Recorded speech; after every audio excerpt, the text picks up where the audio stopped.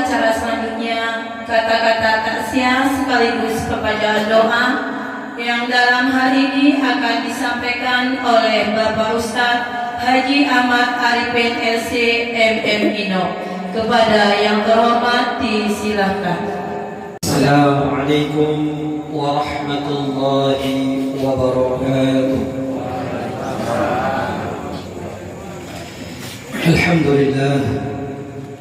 Alhamdulillahi rabbil alamin.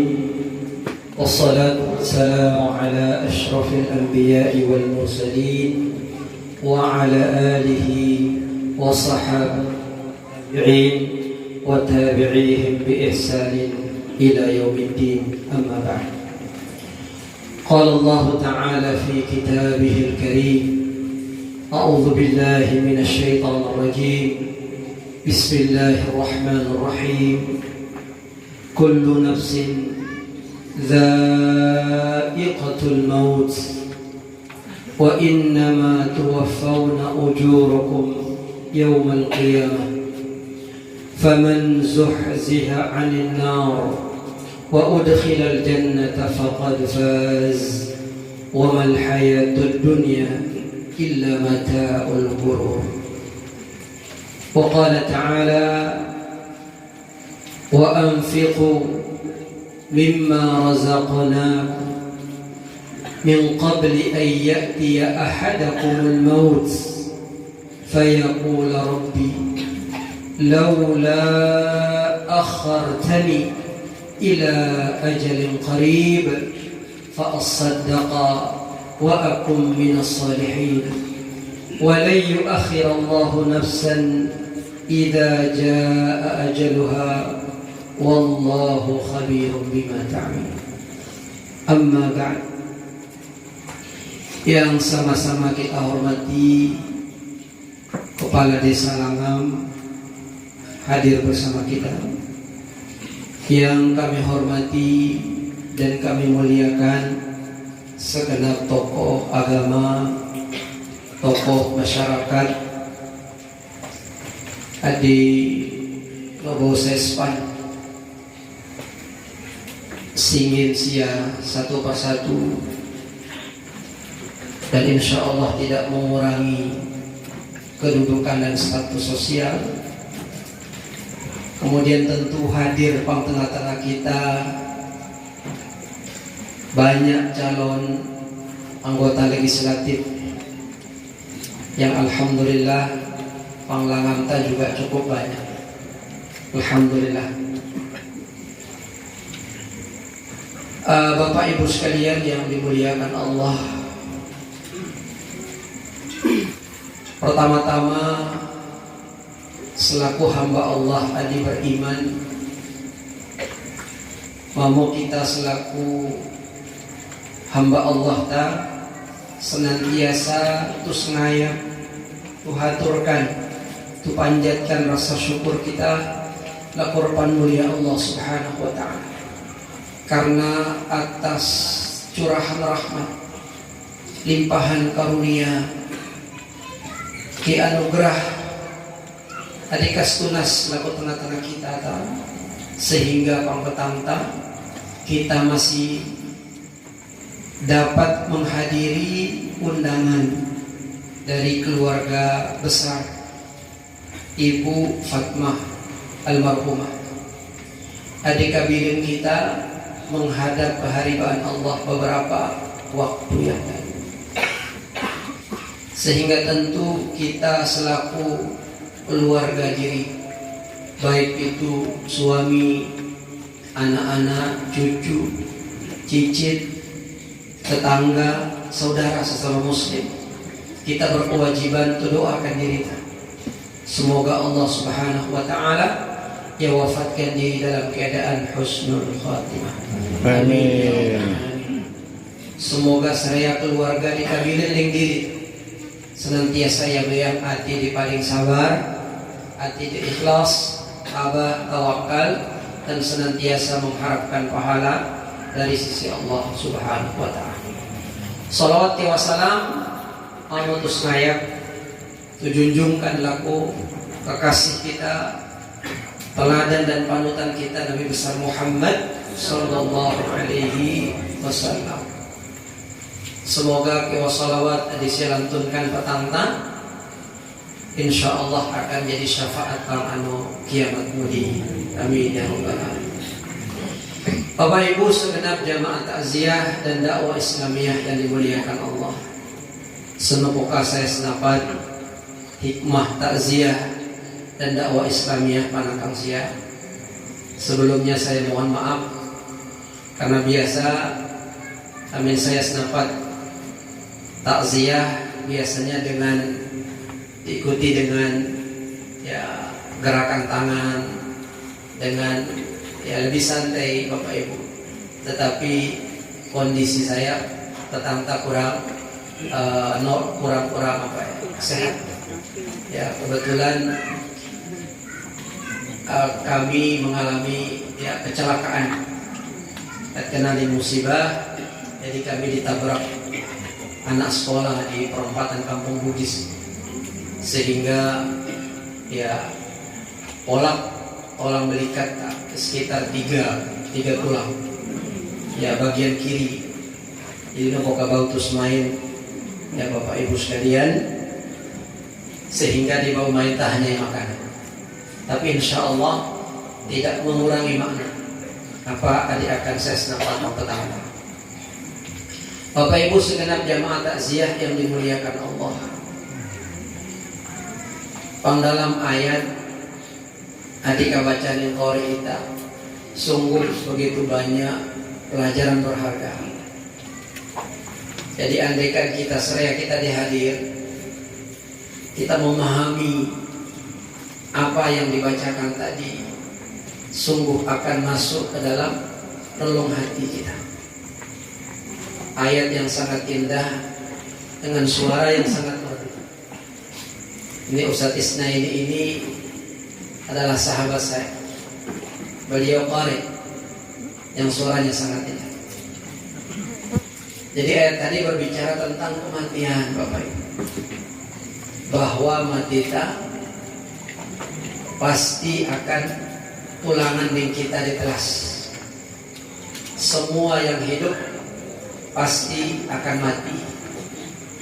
Semua yang bernyawa pasti akan kembali kepada Tuhannya.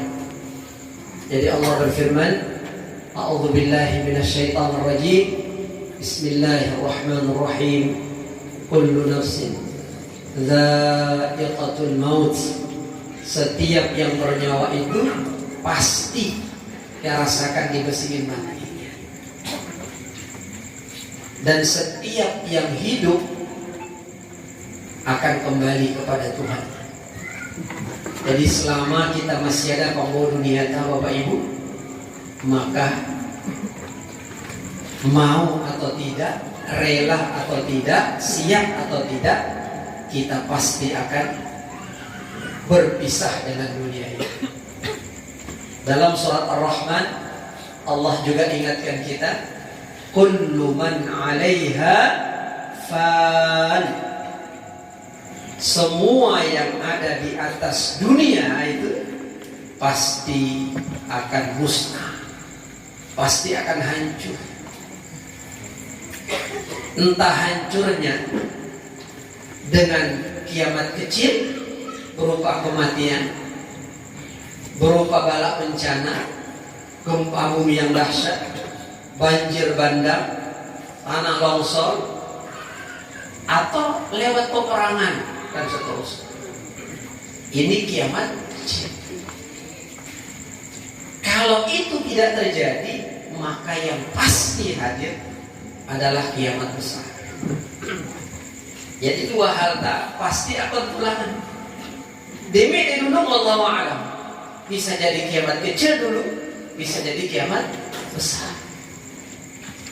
Makanya kata Allah, seraya tiada pembawa dunia tak pasti hancur, pasti musnah, pasti lenyap. Yang kekal abadi itu hanya satu, wa yabqa wajhu rabbika dzul jalali wal ikram. Dan Yang abadi itu hanya Tuhanmu yang memiliki keagungan dan kemuliaan. Jadi hanya Allah adi kekal abadi. Amin dibasingin manusia nongkap. Andaikan ada makhluk yang ditakdirkan kekal dalam kehidupan dunia, maka di paling berhak Pak adalah Nabi kita Muhammad sallallahu alaihi wasallam. Aku udah puasa beliau di paling berhak karena beliau adalah kekasih Allah yang paling tinggi. Beliau mendapat 2 gelar dari Allah. Yang pertama Khalilullah, kekasihnya Allah. Yang kedua Habibullah. Bahkan beliau juga Kalimullah. Jadi semua gelar kemuliaan yang ada pada nabi-nabi terdahulu ada pada diri Nabi Muhammad. Nabi Musa dulu Pak ada gelar apa sih? Kalimullah. Jadi nabi yang diajak bicara secara langsung oleh Allah tanpa perantara. Kemudian Nabi Ibrahim gelarnya Khalilullah. Nabi Isa Ruhullah. Nah, Nabi Muhammad saya gelarna Bapak Ibu ada Pak Nabi. Bahkan yang lebih luar biasa, nama Nabi itu disandingkan dengan nama Allah dalam adzan. Disandingkan dalam 2 kalimat syahadat. Disandingkan dalam tahiyat awal dan akhir. Ini menunjukkan keagungan Muhammad Rasulullah. Namun demikian, Bapak Ibu, beliau tidak kekal. Ada ajalnya. Maka Allah berfirman, apa kata Allah? Wa ma ja'alna li basharin min qablikal khuld afa in mitta fahumul khalidun. Wahai Muhammad, sungguh kami kata Allah tidak pernah menetapkan seorang makhluk pun kekal dalam kehidupan dunia ini. Afa in mitta, kalau engkau sendiri harus meninggal, harus mati, maka umatmu juga lebih utama untuk merasakan kematian. Maka kita tahu Bapak Ibu adalah umat Muhammad. Tentu umur kita ini juga mengikuti umur Muhammad. Lamin nabi-nabi dulu Pak, Masya Allah, umurnya luar biasa sampai 1000 tahun. Nabi Adam itu dikatakan 1000. Nabi Nuh konon umurnya lebih dari Nabi Adam. Jadi umur Nabi Nuh, tahu Bapak Ibu, sebagian ahli tafsir mengatakan lebih daripada 1000. Karena beliau itu masa dakwahnya saja 950 tahun. Masa dakwahnya. Tentu senopoka mulai diangkat jadi Nabi dan Rasul, mesti ada umur sebelum itu. Yang tidak mungkin 50 tahun. Bapak Ibu sekalian. Kemudian setelahnya berkurang sampai dengan Nabi Ibrahim. Nabi Ibrahim itu umurnya 120 tahun. Lalu terus kepada anaknya, cucunya, sampai kepada Nabi Muhammad, umurnya adalah 63 tahun. Nah, almarhumah Bapak Ibu, umur beliau ini sudah melebihi umur ideal daripada umat Muhammad. Kita itu menong umur diri tak 76. Masya Allah. Berarti 13 tahun ini bonusnya. Luas Pak. Umur Nabi 63. Umur ideal umat Muhammad dalam hadisnya Bapak Ibu berkisar antara 60 sampai 70. Nanti paling ideal umur manusia 60 sampai 70. Artinya kalau di atas itu berarti bonus.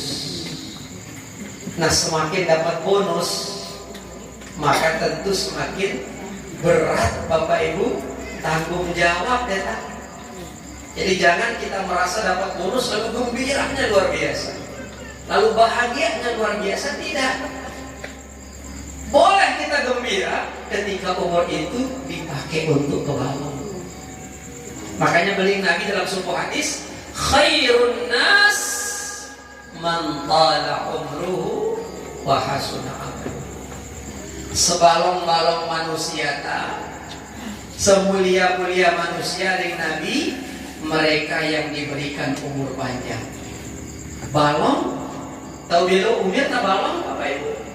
Sekarang tetapi mereka yang menggunakan untuk kebalong.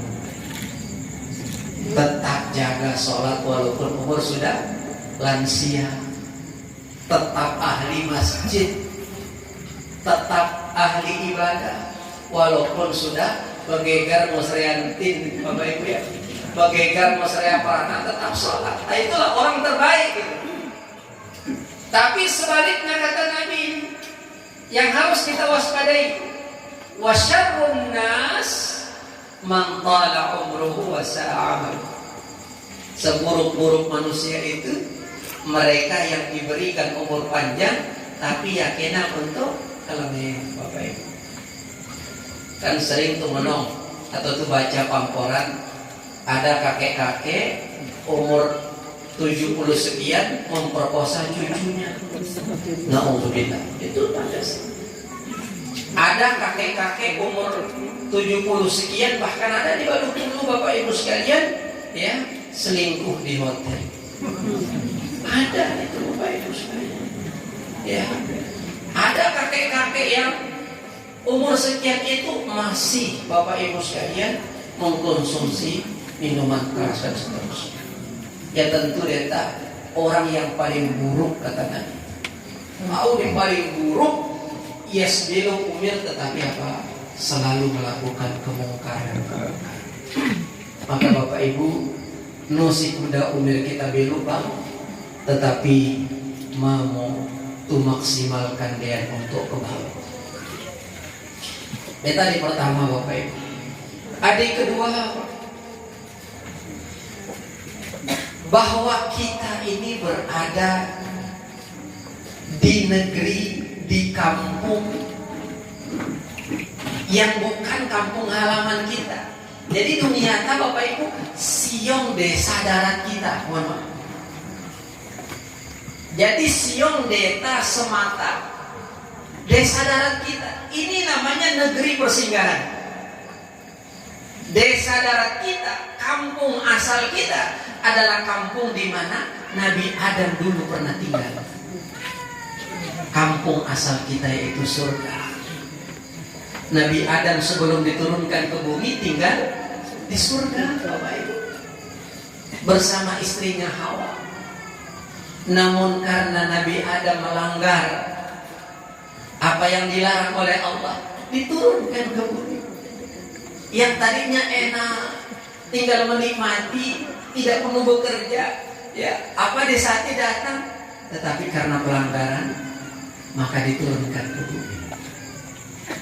Qul nahbitu ba'dukum li ba'din adu wa lakum fil ardi mustaqarrun wa mata'un ilahi.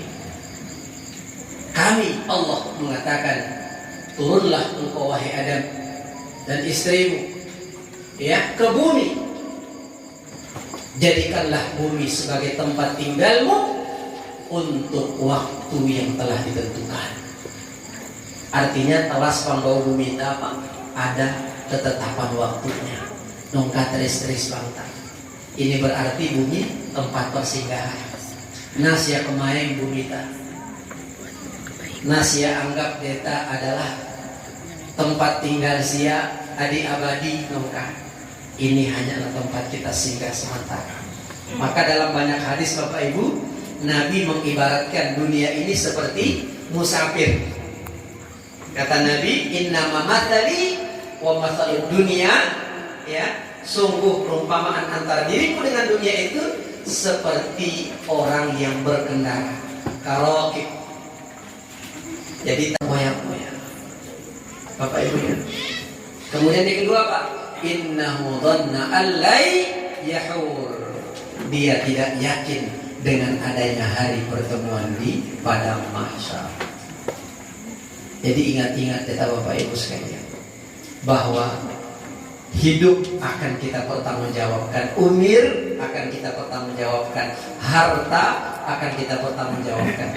Jadi nonda titipan yang Allah berikan kepada kita kecuali ada pertanggungjawabannya. Maka Bapak Ibu, saya ingin mengakhiri tausiah dengan sebuah tawaran Bapak Ibu. Sio kaling saya tawaran apa? Tapi kaling Allah. Tawarannya itu ada dalam surat Ali Imran ayat 14-15. Coba saya buka di pembalisnya. Luar biasa tawaran. Apa kata Allah?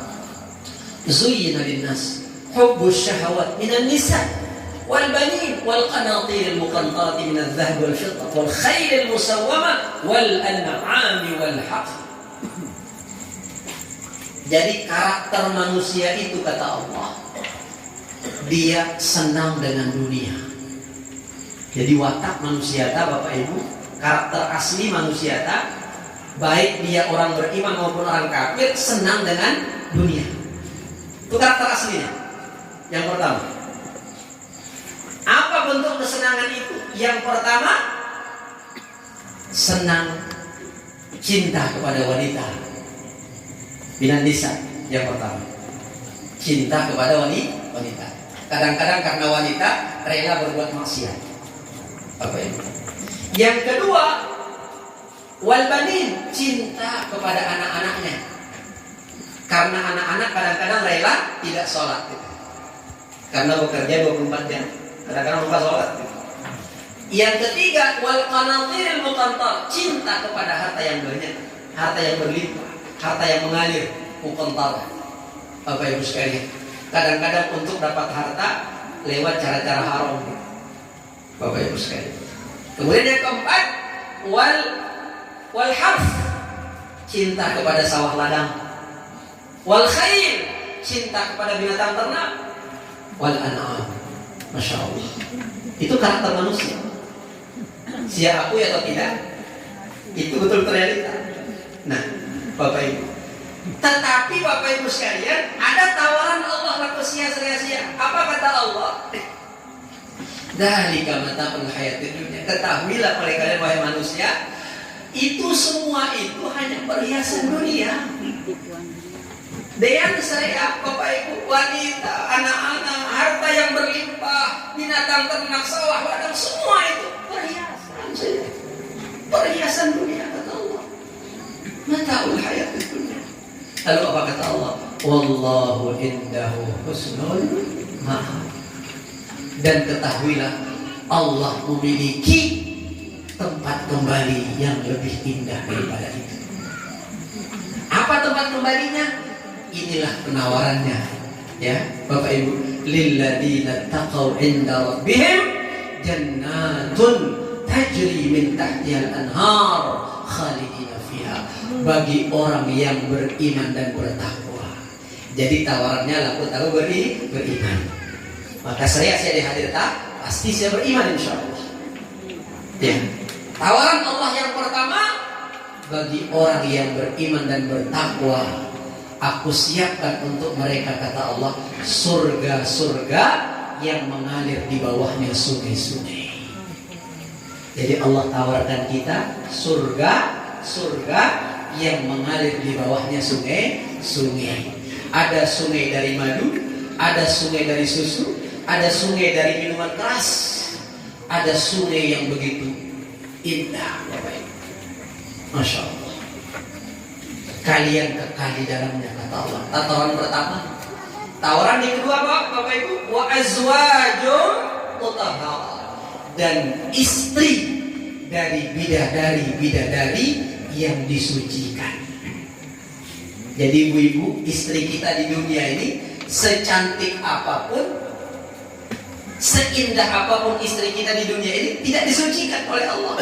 Ya, masih ada kotorannya, masih ada iris, Pak Ibu ya, masih buang air besar, buang air kecil, masih menstruasi. Secantik apapun masih ada kotorannya. Tapi di akhirat nanti Allah siapkan istri yang disucikan.